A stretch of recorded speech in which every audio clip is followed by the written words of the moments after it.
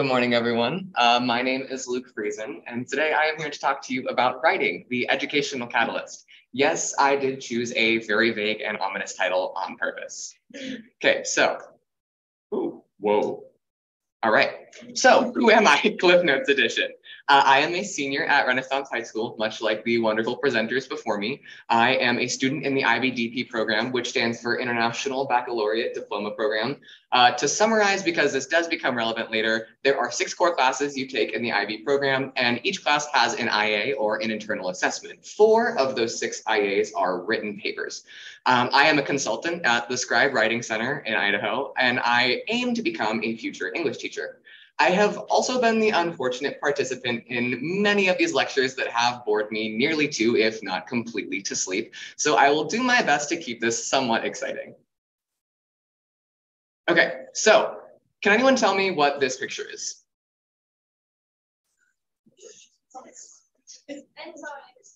Enzymes. Okay, good job. Yeah.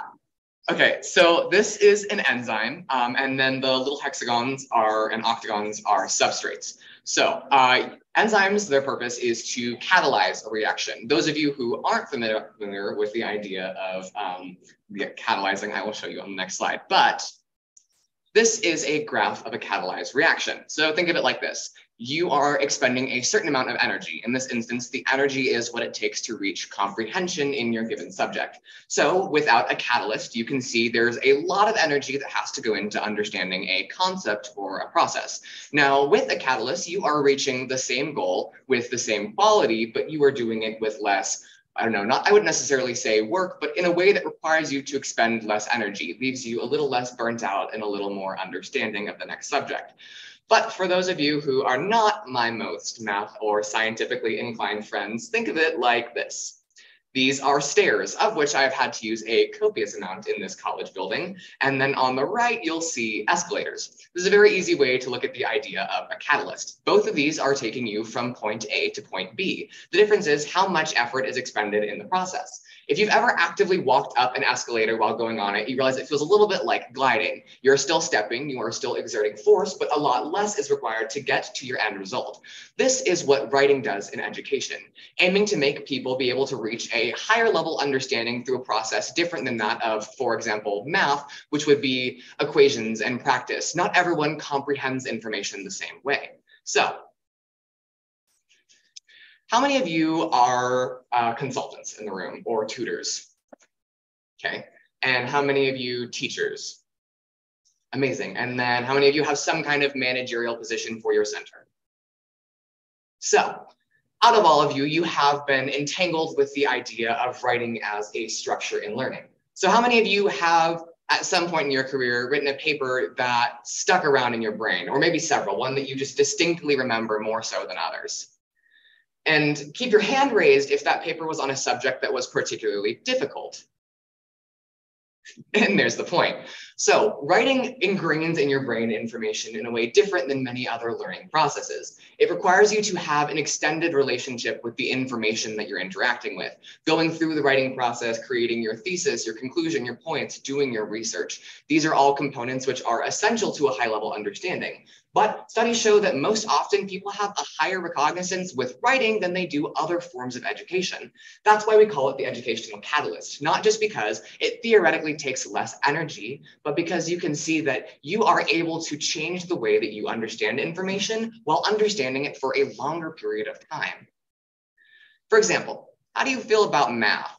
I will, spoiler alert, have mixed bag of emotions, we'll say, but this is a permutational equation. So as mentioned earlier, in the IB program, there are things called IAs, or internal assessments.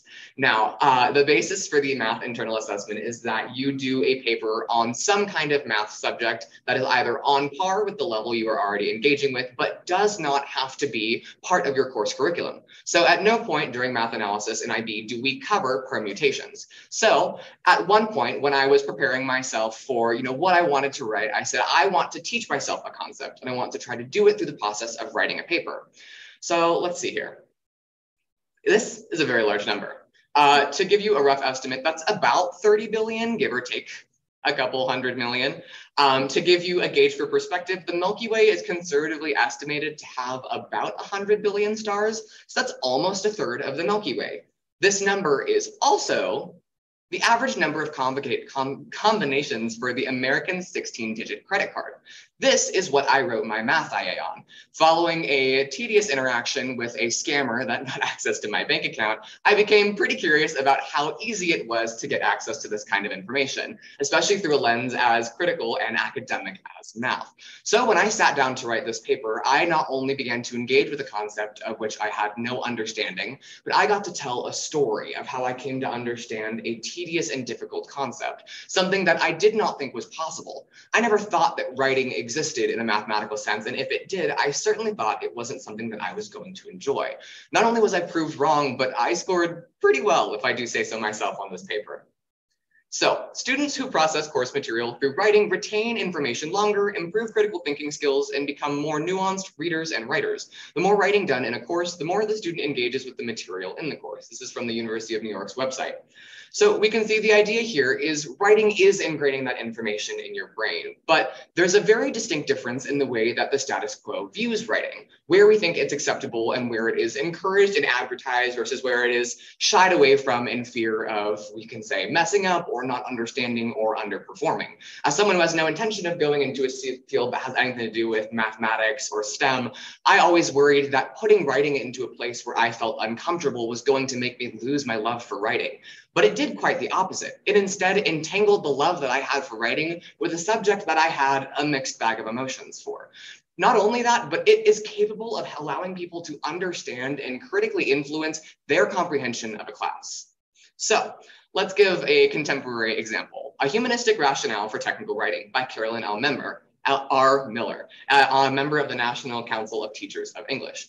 So in this paper, Carolyn had a student who was going into a STEM field. Now, he was required to meet a prerequisite humanities credit before he could take a technical writing course. He instead appealed to ask if this technical writing course could appease the humanities prerequisite credit if he took a technical writing prerequisite instead. The idea was because he had no use for humanities-based writing in his degree, he would rather spend his time effectively learning and understanding a concept that was more applicable to his degree. Now, what came out of this here was this quote. She said, "Science and rhetoric are mutually exclusive." And this was in reference to this contemporary example, but the idea is not only is there a difference in how we approach the rhetoric of the idea in writing in a technical versus humanities sense, but the way that they interact with material is structurally different. Writing is a structure for learning. It is not made to just be one facet for one subject or one type of subjects. It's made to be in a way in which people come to understand and process information. Think of it like this. I am sorry for bringing hardware into this, but there were no images on Google of a dual substrate enzyme. So think of writing like a multi-tipped screwdriver. You have the capability to execute a function. Now you can do a number of things with this function. You can educate, you can persuade, you can inform, you can express disdain. But the idea is no matter what your end goal is and what you want to understand, writing is capable of being shifted to allow you to comprehend these ideas. This is how we need to be thinking of writing in our tutoring centers, not as something applicable to just one subject, but as one applicable to every subject. It is the structure of learning, one that enables someone to catalyze their understanding. We want to make sure that students who view math as a class associated with stairs can start using writing as a class associated with escalators. We want to make that process from point A to point B just a little easier. So why do you all care? That is why we're here after all. Understanding what you all can do with this information is important. You are all fundamentally entangled with what I call the framework of learning. The fabric of education itself is at your fingertips. You have, in the time that I've sat through this conference, told me about times that you have tutored in philosophy, psychology, history, English, math, and science. Now, that's a pretty heavy span of subjects, and it would seem that everyone has that span in most of their schools. So how can we all band together to make sure that every student is receiving the access to the highest quality understanding they could have? How can we turn their stairs to escalators? How can we catalyze their learning? Now, we're going to look specifically at what we call the fear paradox. By taking your own experiences, you are going to be usurping the sphere paradox, if you will, and it exists as follows. We can see that in project one, we have students who feel as though they are afraid of failing. They are specifically at fear of getting a bad grade or looking as though they don't understand the material.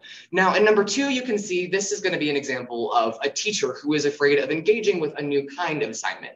Now, the largest hesitation from many teachers in the status quo comes from the fact that they aren't sure how to engage with technical writing. Many math teachers aren't sure how they would begin to construct a writing assessment, let alone effectively grade it. The same can go for science and many other technical classes, economics, personal finance, etc. So the last is going to be the excess of thoughts that exist between the two. We are constantly running in circles. First of all, seeing that our students are afraid of failing, but that our teachers are afraid of failing the students. So how can we usurp this paradox? How can we exchange a little bit of information and use a little bit of skill? Well, that's where we come in. We are going to synthesize education. As tutors, we are not just capable of interacting with information, but interacting with each other. If we have experience with course material, if we have listened to the presentation I've given today, just like the dozens of others we've listened to throughout this conference, then we can see that it is our job to go back to our school and be able to implement these improvements. For a lot of us, that looks like being able to talk to educators, to administration, and be able to change the fundamental structures of education that give people access. Now, like we talked about earlier, many of you remember a paper that at some point in your lifetime you wrote that stuck with you. But we also agreed that oftentimes these papers were the most difficult. If you are not someone who is inclined to succeed in biology or in math or calculus or trigonometry, I imagine that being able to engage with writing, something you're probably far more familiar with, is not only more beneficial to you, but would make you feel more confident in your performance of that course, would make you feel a little more comfortable in your ability to secure a better grade. That's the goal that we want for everyone. You plus writing equals learning. So in usurping the fear paradox, take your entanglement with the fabric of education, work with your educators and work with your students, because when students start writing in a new form, they are immediately going to come to mind the writing center, somewhere that we see as an epitome of education and database. They're going to come to you and say, I'm uncertain. I don't know if I'm succeeding. I don't know if I'm going to do this. Having already talked with the teachers, you not only have a foot in the door with understanding how this is assessed, but you are the first person who should be excited to help them.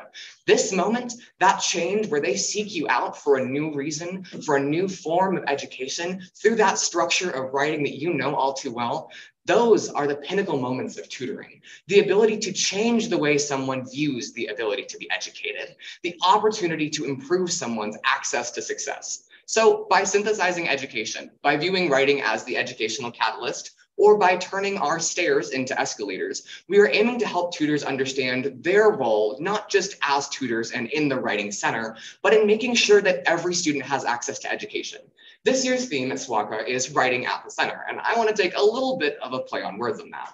Now, we're saying in this presentation, writing is at the center of learning for many, not just as a structure that enables it, but as a way that people can find comfort in education in the safest or unsafe of subjects. So in order for writing to truly be at the center of education, every kind of writing needs to be found in every tutoring center. Before we go, I'm going to ask that you exercise your democratic right. As many of you have probably come across on your Whova app, there is on the main page, if you scroll down just a tad, a photo tab. And on this photo tab, there is a particular photo of my comrades and I, seen below, stranded at what was not our Airbnb. So if you vote for us, not only out of pity, but out of the sheer fact that this is a work of art, me and my friends eating goldfish on the sidewalk on the wrong end of DC, learning that cardinal directions definitely do matter a little more here than they do over in Meridian, Idaho. We would appreciate the votes and the time. Thanks, guys. Questions?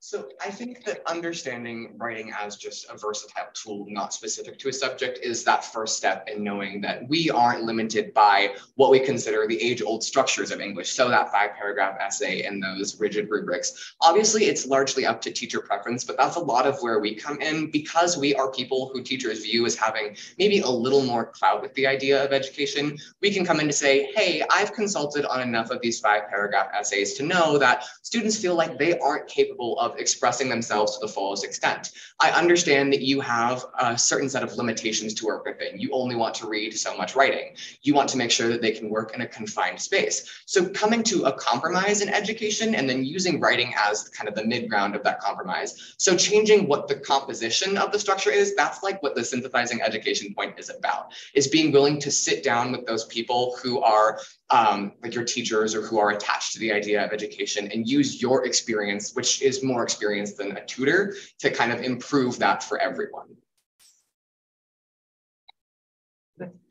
So for example, our school doesn't have a writing center embedded in it. So if you were trying to get a writing center started, what recommendations would you have for a school that's trying to build it from the ground up, especially in like a post-COVID world, in terms of teacher outreach, student outreach, community outreach? What would be some good tips? Yeah, well, there are, as I learned in this conference, a lot of different leadership structures, but if I can go, it'll let me go backwards. Oh, go for it. So this quote was specifically why I put that in there. And it's to understand that when people make an appeal for a writing center, advertising it as more than just a benefit to the department is really important. And I think that was one of the biggest pieces of advice. So I am the president of a middle school tutoring program. So I work with a lot of different subjects more than just English. And I've learned that encouraging people to use writing as a mechanism for processing and a device to encourage a higher level of learning is essential. And that's how we advertise it to the admin. As we said, we have these academic support programs that do this thing. Like we have a higher level of performance because we teach kids to utilize writing in this way. We would like to do that. So making sure that it's not confined to one department or one demographic, because then not only do more teachers benefit from it, but more students have the ability to be engaged, because now you're targeting the math students and the science students and the history students and not just the English students. Thank you.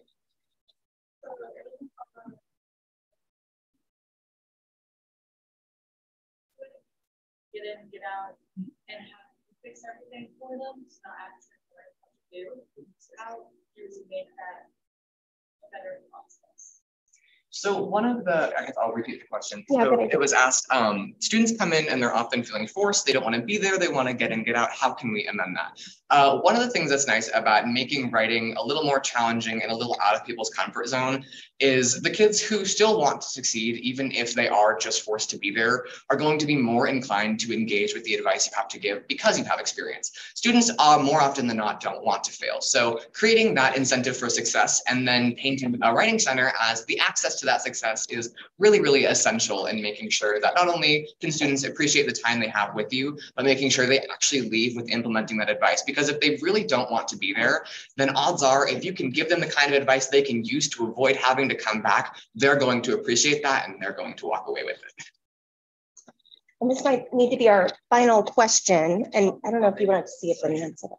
Go for it. So outside of maybe like biology or chemistry labs, there's not really much writing that's happening in our school of technical classes. How would you recommend starting those sorts of conversations with teachers and or administration about encouraging writing as a catalyst for education? Yeah, so there's a lot of, so that this quote specifically, and then the essay that I pulled in, the humanistic rationale for technical writing, I think proving to teachers that writing has a role in comprehending subjects that feel more statistical or more analytical. Like I said, I never thought I was going to write in math or in biology or chemistry, but going to teachers and saying, hey, I was doing some research, or I learned at a conference that students who write about any subject, not just this, statistically do this much better or are like this much more improved at being able to remember material. And then using that as the incentives to be, we want kids to succeed. And if we feel like kids are struggling, we need to give them a new opportunity to try it. And they might try it and decide they don't like it. But that attempt is like that first step in the door, because then it's in their brain. And then they're thinking about it, wondering if that's a way they can make their students succeed even more. Thank you guys.